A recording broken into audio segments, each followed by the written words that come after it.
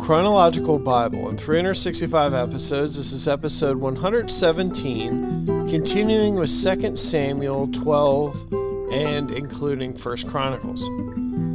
Now Joab fought against Rabbah of the people of Ammon and took the royal city. And Joab sent messengers to David and said, I have fought against Rabbah and have taken the city's water supply. Now therefore gather the rest of the people together and encamp against the city and take it, lest I take the city and it be called after my name. So David gathered all the people together and went to Rabbah, fought against it, and took it. Then he took their king's crown from his head. Its weight was a talent of gold with precious stones, and it was set on David's head. Also he brought out the spoil of the city in great abundance. And he brought out the people who were in it, and put them to work with saws and iron, picks and iron axes, and made them cross over the brick works. So he did to all the cities of the people of Ammon. Then David and all the people returned to Jerusalem. After this, Absalom, the son of David, had a lovely sister, whose name was Tamar, and Amnon, the son of David, loved her. Amnon was so distressed over his sister's Tamar that he became sick, for she was a virgin, and it was improper for Amnon to do anything to her. But Amnon had a friend whose name was Jonadab, the son of Shimeah, David's brother.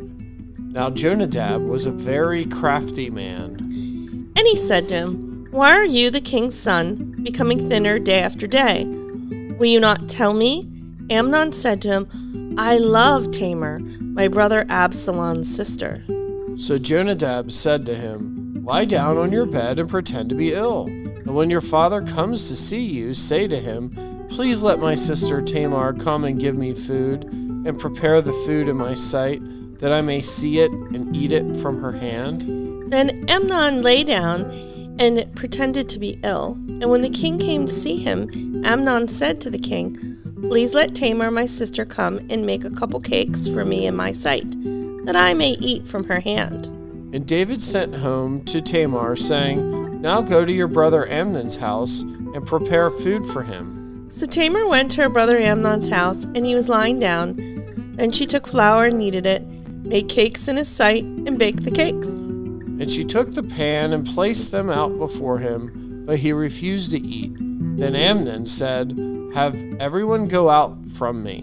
And they all went out from him. Then Amnon said to Tamar, Bring the food into the bedroom, that I may eat from your hand. And Tamar took the cakes from which she had made, and brought them to Amnon, her brother, in the bedroom. Now when she had brought them to him to eat, he took hold of her and said to her, Come lie with me, my sister. And she answered him, No, my brother, do not force me, for no such thing should be done in Israel. Do not do this disgraceful thing. And I, where could I take my shame? And as for you, you would be like one of the fools in Israel. Now therefore, please speak to the king, for he will not withhold me from you. However, he would not heed her voice, and became stronger than she. He forced her and lay with her.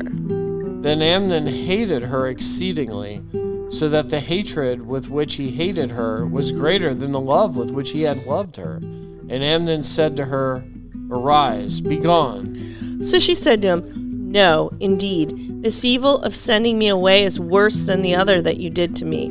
But he would not listen to her. Then he called his servant who attended him and said, Here, put this woman out from me, and bolt the door behind her.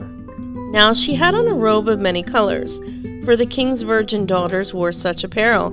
And his servant put her out and bolted the door behind her. Then Tamar put ashes on her head, and tore her robe of many colors that was on her, and laid her hand on her head, and went away crying bitterly. And Absalom, her brother, said, Has Amnon your brother been with you? But now hold your peace, my sister. He is your brother. Do not take this thing to heart.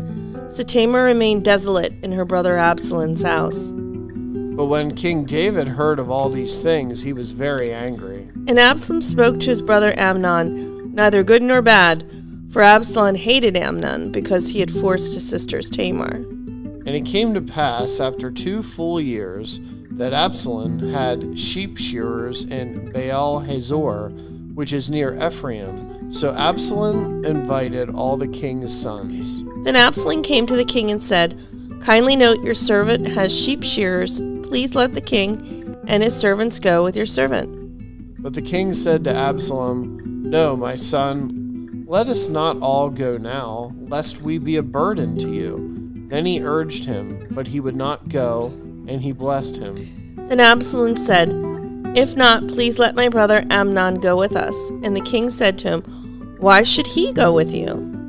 But Absalom urged him, so he let Amnon and all the king's sons go with him. Now Absalom had commanded his servants, saying, "Watch now, when Amnon's heart is merry with wine, and when I say to you, strike Amnon, then kill him. Do not be afraid. Have I not commanded you? Be courageous and valiant."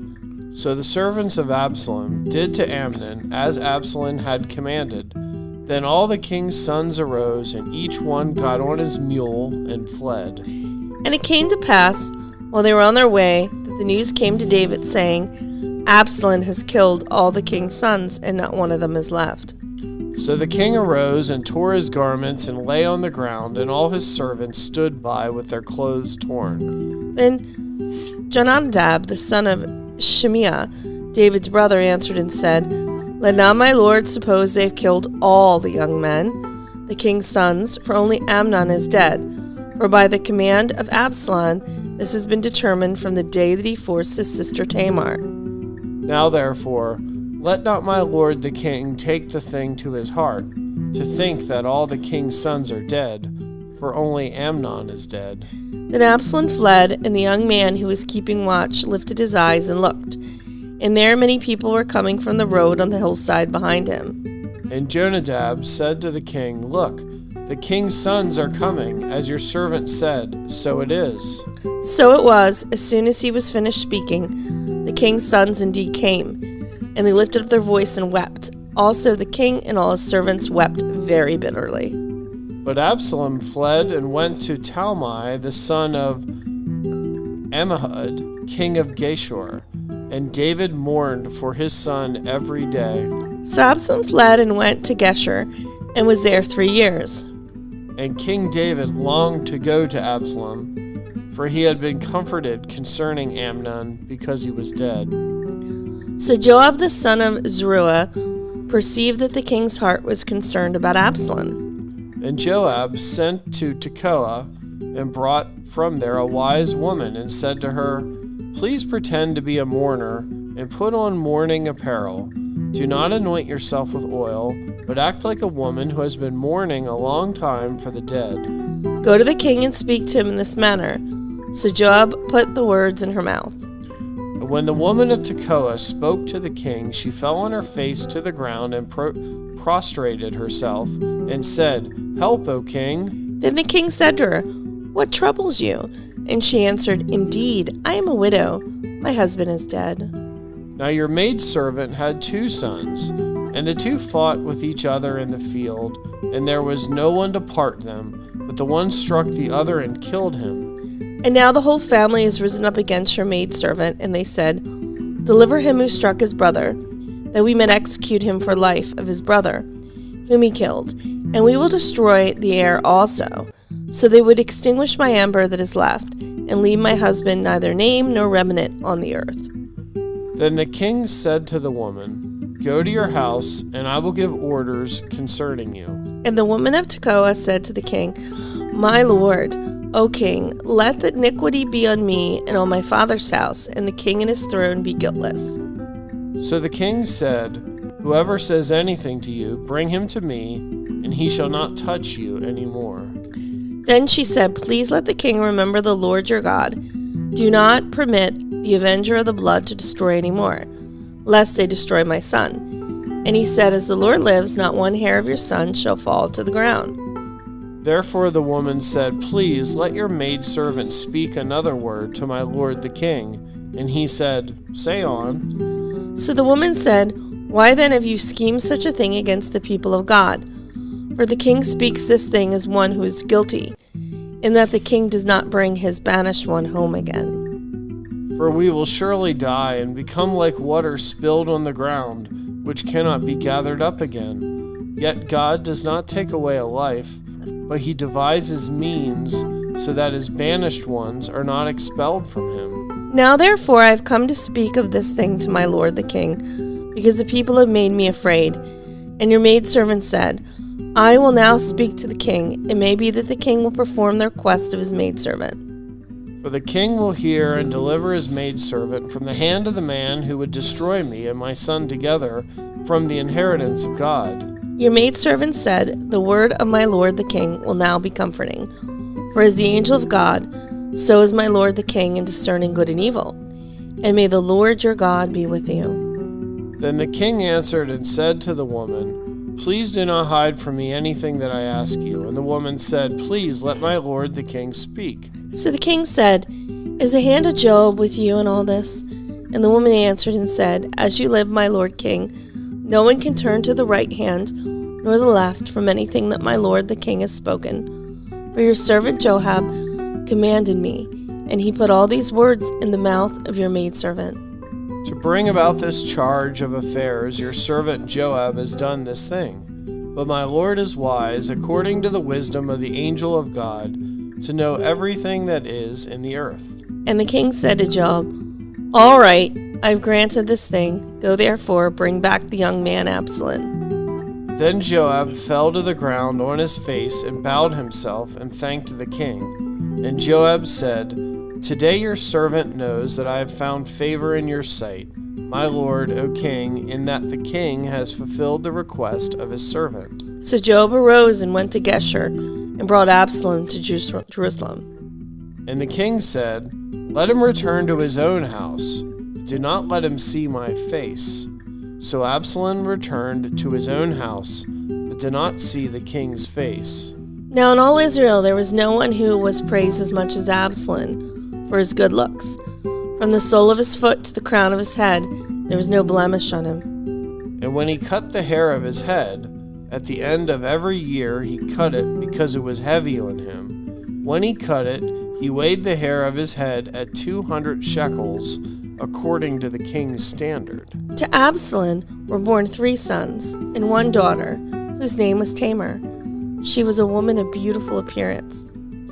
And Absalom dwelt 2 full years in Jerusalem, but did not see the king's face. Therefore Absalom sent for Joab to send him to the king, but he would not come to him.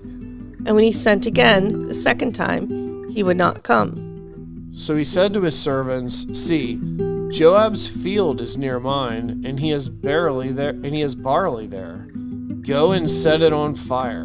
And Absalom's servants set the field on fire. Then Joab arose and came to Absalom's house and said to him, Why have your servants set my field on fire? And Absalom answered Joab, Look, I sent to you, saying, Come here, so that I may send you to the king, to say, Why have I come from Geshur? It would be better for me to be there still. Now therefore let me see the king's face. But if there is iniquity in me, let him execute me. So Joab went to the king and told him. And when he had called for Absalom, he came to the king and bowed himself on his face to the ground before the king. Then the king kissed Absalom. Then David took their king's crown from his head and found it to weigh a talent of gold, and there were precious stones in it, and it was set on David's head. Also he brought out the spoil of the city in great abundance. And he brought out the people who were in it and put them to work with saws, with iron picks and axes. So David did to all the cities of the people of Ammon. Then David and all the people returned to Jerusalem.